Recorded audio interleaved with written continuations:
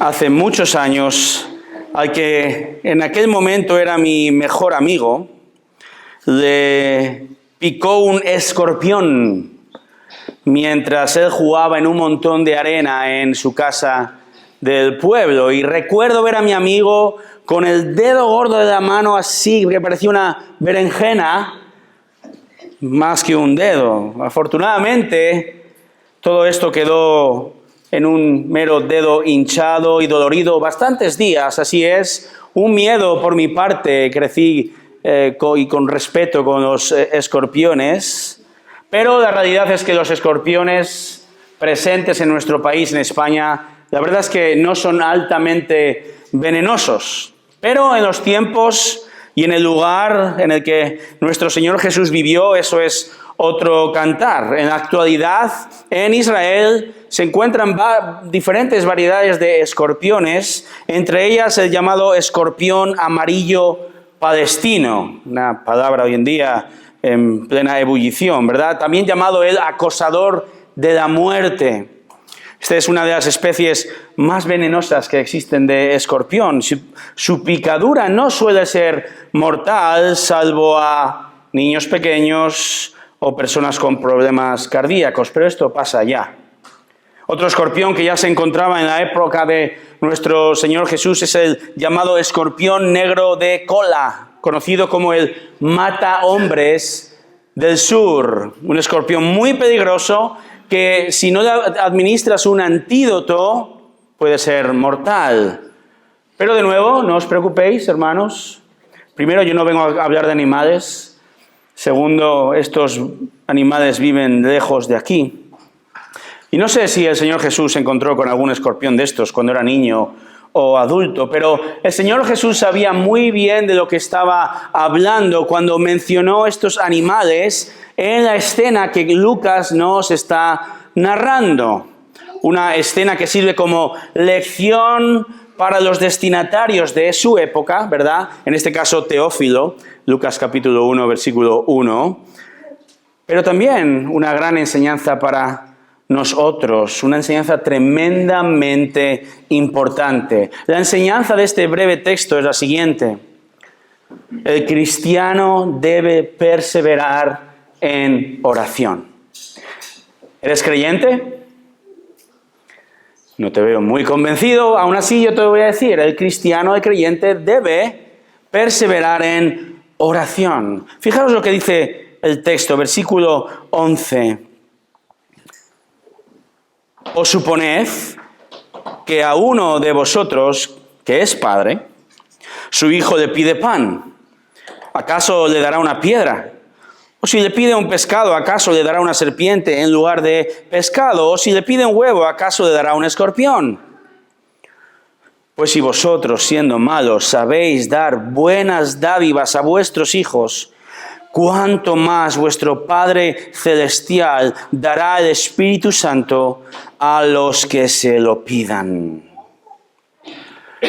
En esta escena, en el capítulo 11 de Lucas, es importante que entendamos de dónde venimos, ¿no? ¿Por qué Jesús está diciendo esto? Este es el contexto de esta escena. Jesús está hablando de la oración y de la importancia de perseverar ante un Padre Celestial que es intrínsecamente bueno y que este Padre espera las peticiones de sus hijos. Y el capítulo 11 comienza con el Señor Jesús orando precisamente, ¿verdad? Jesús se caracterizó por una vida de oración y parte de su enseñanza a sus discípulos fue hacerles ver la importantísima necesidad de depender de Dios en oración. Así, en este capítulo, versículos 2 al 4, Jesús les comienza a mostrar una oración modelo que hoy en día conocemos como el Padre Nuestro, que también encontramos en otra conversación muy parecida, ¿verdad? En Mateo. Entonces el Señor les enseña esta oración modelo y a continuación el Señor apoya su enseñanza acerca de la importancia de perseverar en oración con dos ilustraciones o dos pequeñas parábolas. La primera parábola la encontramos en el capítulo 11, versículos 5 al 10.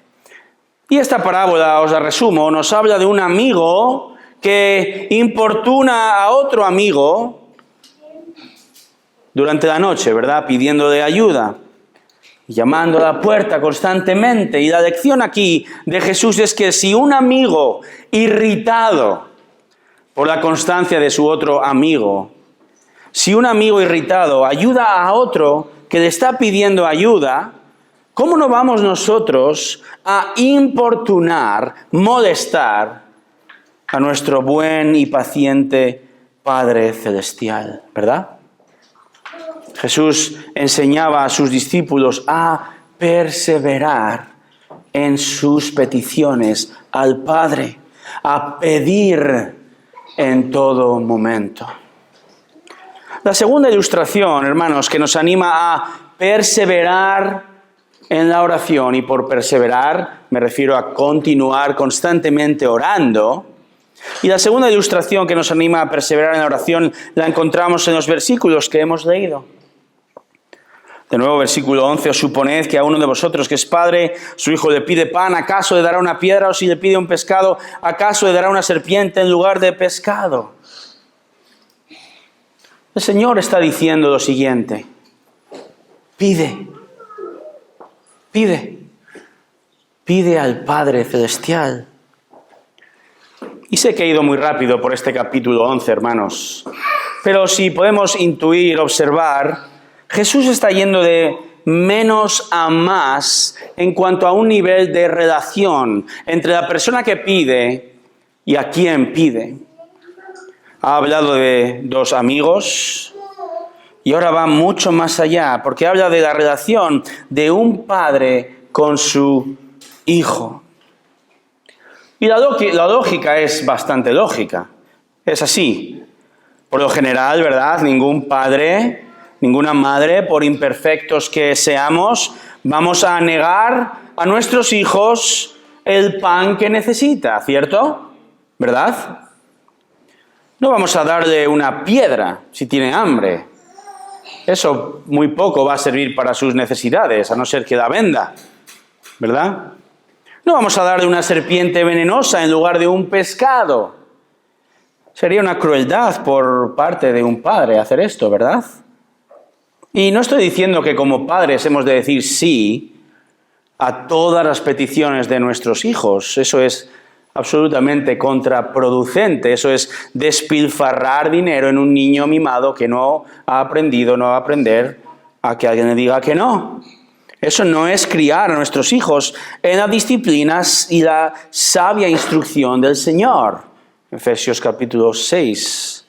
Si no hablamos de verdaderas necesidades como el comer, un padre en su sano juicio hará todo lo posible por nutrir a su hijo con pan y con pescado, ¿verdad? O con buena comida hoy en día, ¿verdad?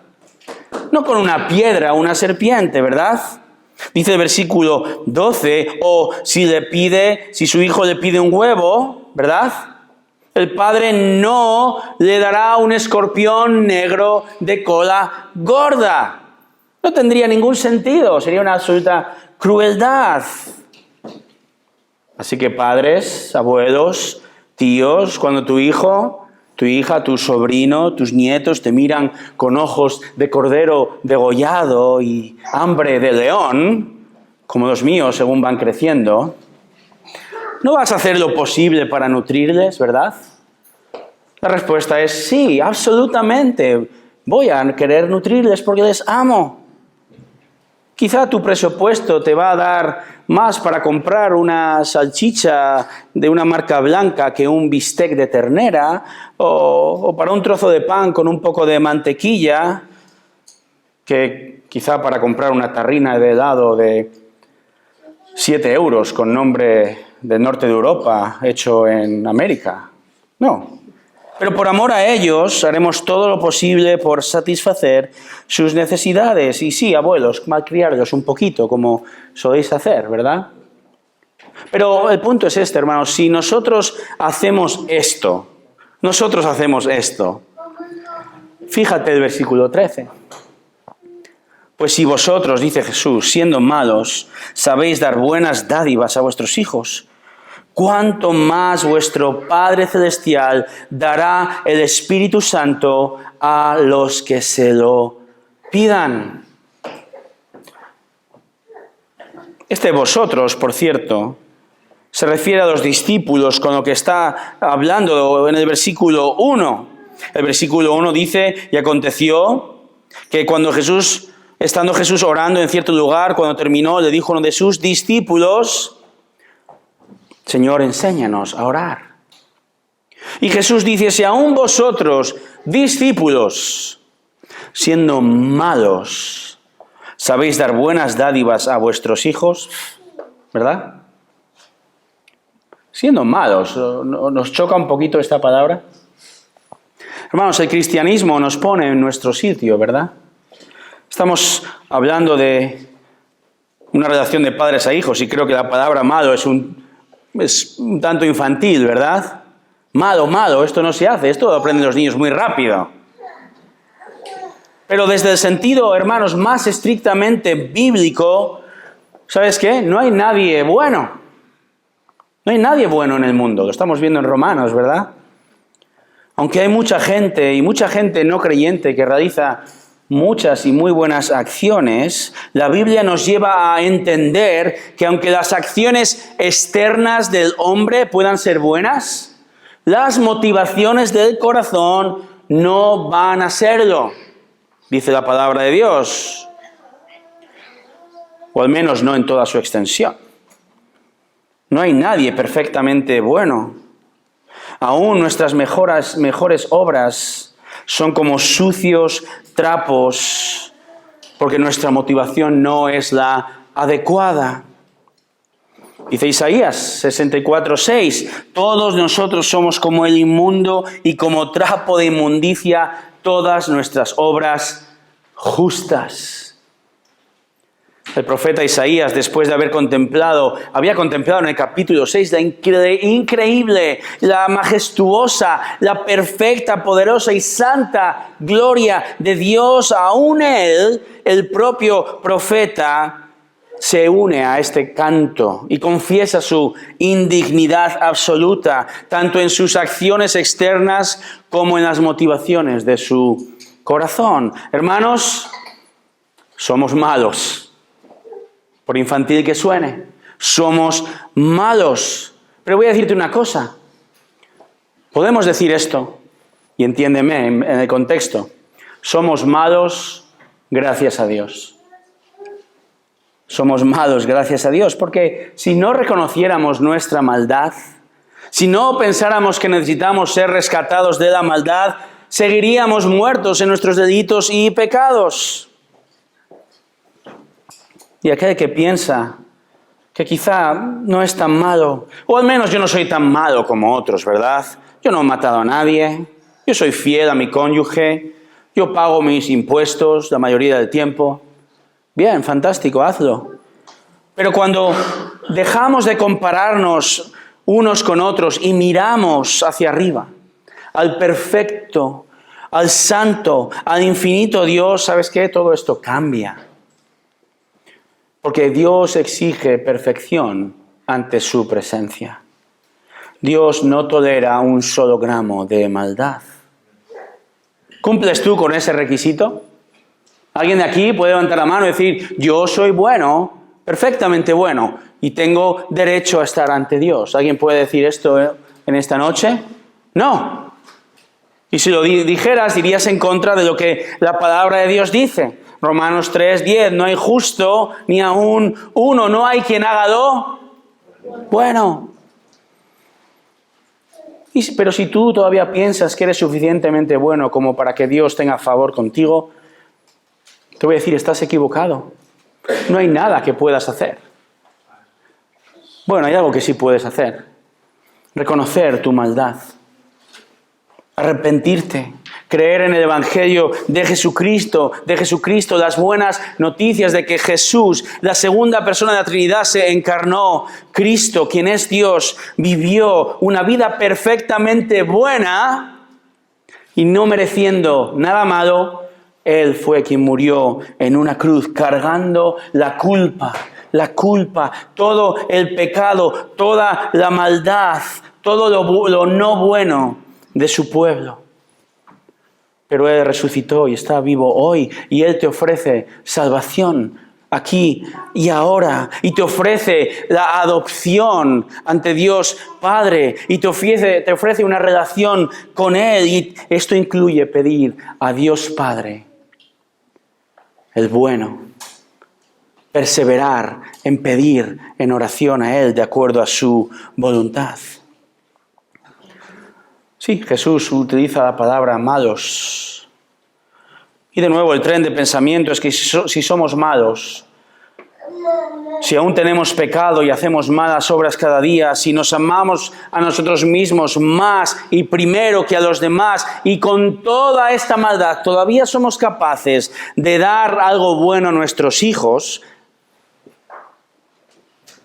con esto, dice el texto, aún así, cuánto más, dice al final del versículo 13, cuánto más vuestro Padre Celestial dará el Espíritu Santo a los que se lo pidan. Si aún, hermanos, el ser humano con su corazón egoísta y pecaminoso, aún los no creyentes cuidan de sus hijos, les nutren, se esfuerzan por darles lo mejor, ahora piensa en nuestro Padre Celestial, quien es perfectamente o plenamente bondadoso. Él es tremendamente paciente, incomparablemente santo y misericordioso, sumamente generoso, infinitamente amoroso con sus hijos. Piensa ahora y compara. Si tú te desvives por tus hijos, sobrinos o nietos y los amas profundamente y te alegras en dar, reflexiona con esta lógica aplastante ahora mismo. ¿Qué no va a hacer el buen y perfecto Padre Celestial por ti que te ha adoptado como hijo en Cristo? ¿Qué no va a hacer Él? Quien te compró con la sangre de su precioso y perfecto Hijo Jesús. ¿Qué no dará nuestro Padre Celestial? ¿Qué no hará por nosotros, sus hijos, de acuerdo con su buena, agradable y perfecta voluntad? Si Él, Romanos 8:32, conocéis bien el texto, si Él no escatimó, no eximió ni a su propio Hijo Jesús, sino que lo entregó a la muerte, ¿cómo no nos concederá también con Él todas las cosas? Podemos decir, hermanos, realmente que en su amor y gracia sin medida Él se desvivió por nosotros. Entonces, ¿cómo no vas a sentirte? ¿Cómo no deberíamos sentir el gozo, tener el gozo y la confianza para orar y perseverar en oración y pedir? Pide. Ahora bien, pide conforme a su voluntad, ¿verdad? Dios no simplemente concede nuestras peticiones, sino que concede nuestras peticiones que están de acuerdo con su voluntad. Entonces, lo primero que hemos de hacer es esforzarnos ¿por qué? Por conocer su voluntad, ¿verdad? Recuerda este versículo tan conocido en el Salmo 37:4. Lo conocemos, ¿verdad? Pon tu delicia o deleítate en Él, Señor, y Él te concederá las peticiones de tu corazón. Y si tú eres como yo, durante muchos años hemos saltado muy rápido a la parte que nos interesa. Él te dará las peticiones de tu corazón. Amén, aleluya. Y no nos hemos parado demasiado en el requisito primero. Pon tu delicia, tu deleite, tu gozo en el Señor. Es decir, disfruta. Es decir, crece. Es decir, entiende. Es decir, conoce. Es decir, obedece su palabra. Y el Espíritu Santo, que nos transforma mediante la renovación de nuestra mente, nos va a ayudar a verificar, a juzgar como dice Romanos 12:2, nos va a ayudar a comprobar que efectivamente la voluntad de Dios es siempre buena y aceptable y perfecta, y que todo esto resulta en que tus deseos, tus metas y tus objetivos van a estar alineados con los de Dios, y por tanto tus oraciones tendrán armonía con lo que Dios quiere. Entonces pide. Si tú pides de acuerdo a su voluntad, es seguro que Él te dará las peticiones de tu corazón, porque tu corazón se ha acercado al corazón de Dios como el sol se acerca a la tierra en verano. Y Dios te dará. Y no solo el Señor nos da generosamente, sino que el Señor sabe qué es lo mejor para nosotros, de acuerdo a su perfecta voluntad. ¿Sabes qué? Dios nunca se equivoca en dar o en no dar.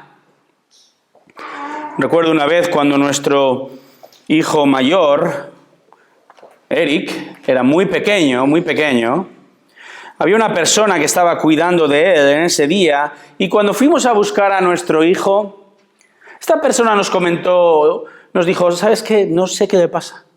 Lleva todas estas horas llorando y gimiendo, especialmente cuando le di comida. Esto nos sorprendió mucho porque habíamos preparado ese día unas buenas lentejas que le encantaban a nuestro hijo.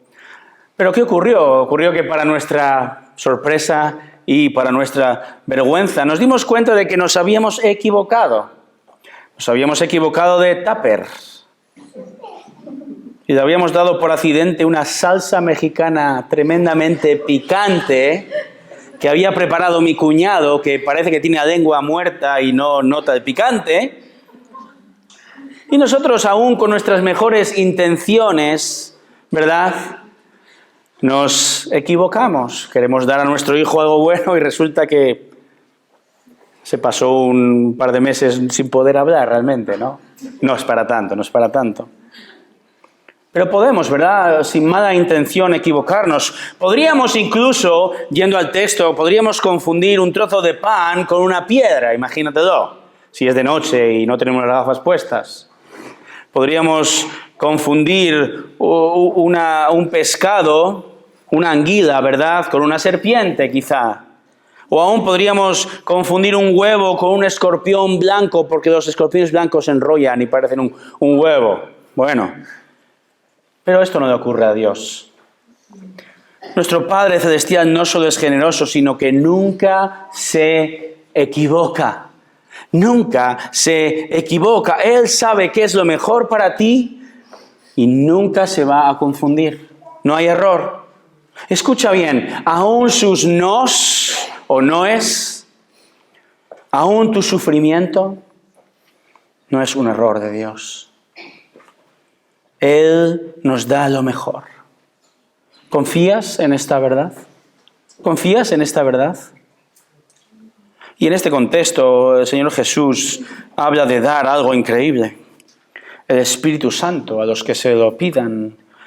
Para estos discípulos, el Espíritu Santo es el mayor de los dones, de los regalos que pueden recibir. Recordamos, estamos en el Antiguo Pacto, ¿de acuerdo? Pero para ellos es un tremendo regalo, porque es por medio del Espíritu Santo quien va a apuntar a Cristo.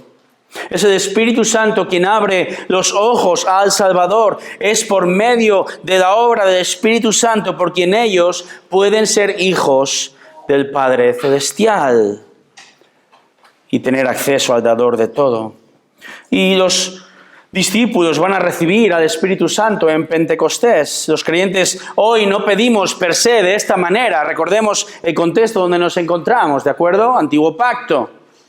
El Espíritu no había sido enviado todavía. Fue enviado en Pentecostés.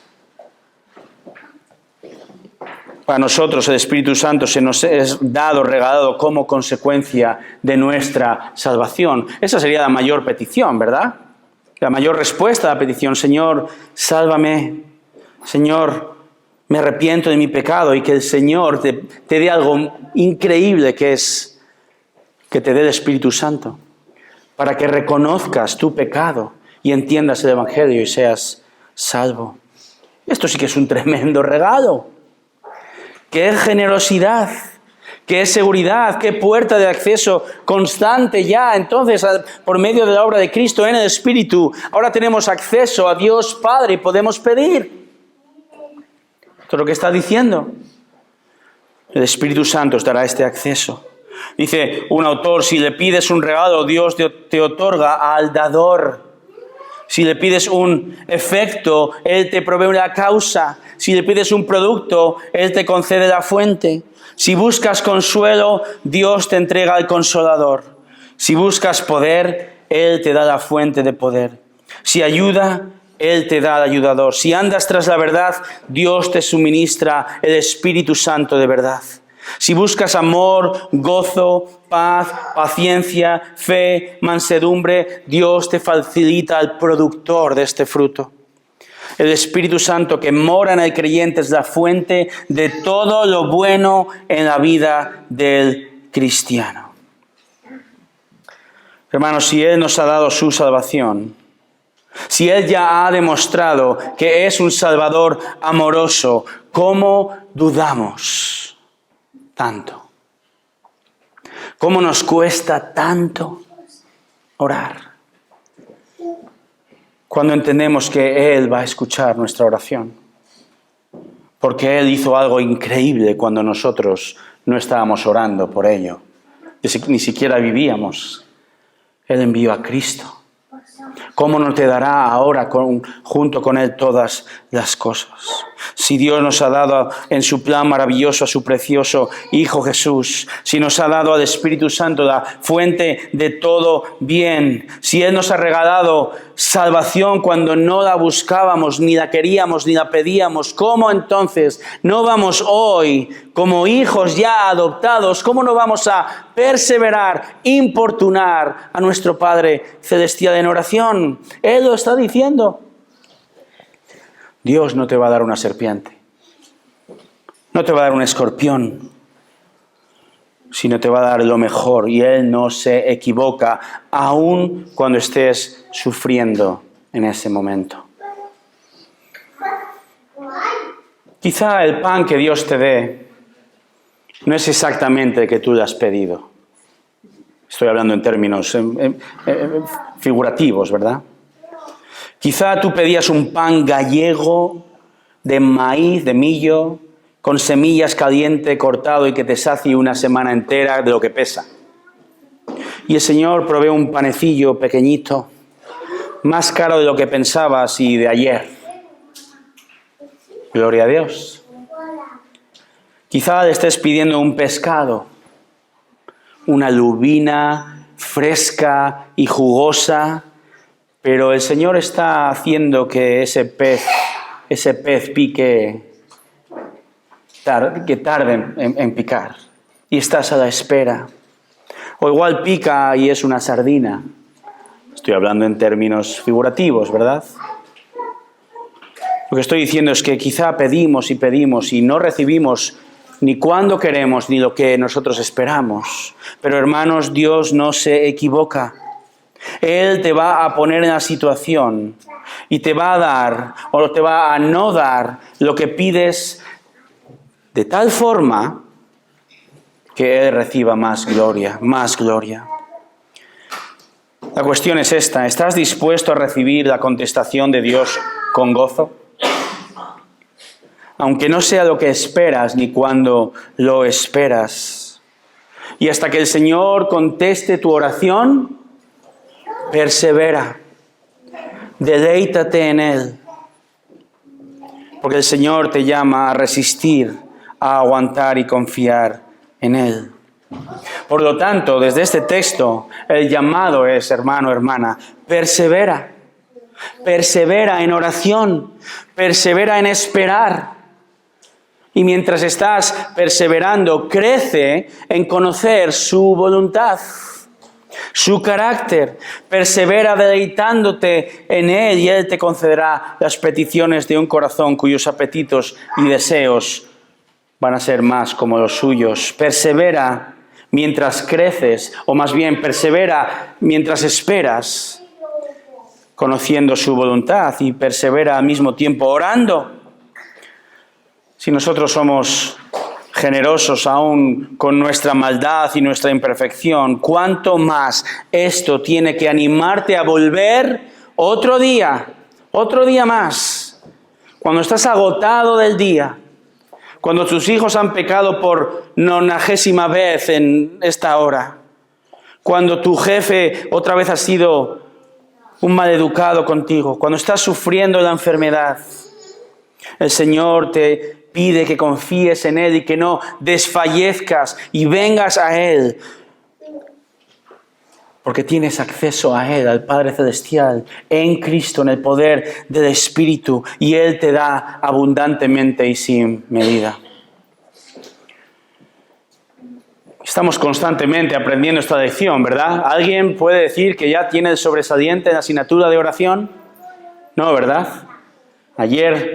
Confieso que ayer estaba clamando al Señor por mi hijo enfermo en el hospital con neumonía y con ya problemas previos de nacimiento, y yo me estaba atribulando por esta realidad y pensando lo peor, y el Señor nos llama a transformar nuestra preocupación en oración y a clamar a nuestro buen Padre Celestial y a confiar en Él. Y sé, hermanos, lo sé, que aquí hay personas sufriendo en este momento, orando constantemente. Y mi llamado desde este texto es a que confíes en nuestro buen Dios, nuestro buen Padre. ¿Se equivoca nuestro Señor? Jamás. ¿Confiamos en Él? Absolutamente. Y sí, nos cuesta entender esta realidad, ¿verdad? Definitivamente nos cuesta entenderlo, especialmente cuando nos encontramos en el momento de la prueba. Pero te exhorto y me exhorto a mí cada día, y aunque fallamos cada día, pero nos exhortamos, nos animamos y acudimos a la verdad de la palabra para perseverar en oración. ¿Vas a orar? ¿Vas a perseverar un día más? ¿Vas a confiar en el Señor, sea lo que sea que venga? Pide. Él es un Padre generoso. Él hace mucho más abundantemente de lo que pedimos o entendemos, y el Señor va a actuar conforme a su buena, perfecta y agradable voluntad para tu bendición, para tu crecimiento, y lo más importante de todo, va a actuar para su gloria. Amén, hermanos. Oremos.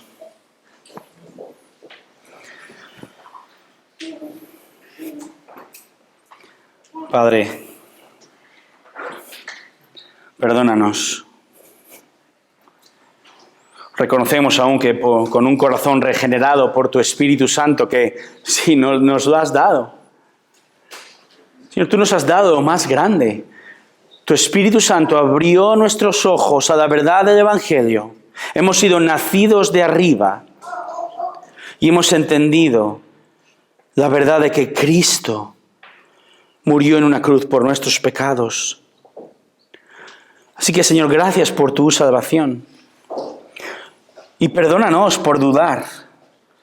Si tú, que no has eximido, que no frenaste a tu Hijo, tu precioso Hijo, si no lo frenaste en aquella cruz, si has dado lo más precioso, ¿cómo no vamos, Señor, ahora a confiar en que tú vas a dar lo mejor para nosotros? Ayúdanos a entender qué es lo mejor. Ayúdanos también a entender cuál es tu voluntad. Ayúdanos a crecer en nuestro entendimiento, porque tan a menudo pensamos que lo mejor para nosotros es realmente una equivocación. Ayúdanos, Señor, a confiar en tu buena voluntad. Tú eres un Padre bondadoso. Tú eres un Padre que desea lo mejor para nosotros. Ayúdanos a perseverar, ayúdanos a humillarnos y depender de ti constantemente, pidiéndote el pan de cada día, y tú das mucho más abundante de lo que pedimos y entendemos. Y tú lo hemos comprobado, Señor, en nuestra vida. Miramos atrás y vemos tu bondad y tu generosidad. Y cuando no la vemos, Señor, queremos acudir a tu palabra y poner en nuestra mente la verdad de tu palabra. Y que ésta nos guíe, Señor, a volver a orar, aquello que es tan difícil para nosotros. Ayúdanos, Señor, a vencer nuestra carne cada día, porque nuestra carne odia orar. Ayúdanos, Señor, a perseverar pidiéndote. No solo por nuestras necesidades, por supuesto, ayúdanos a no ser egoístas, sino pedir unos por otros. Oh Señor, te damos las gracias y te adoramos en el nombre de Jesús. Amén.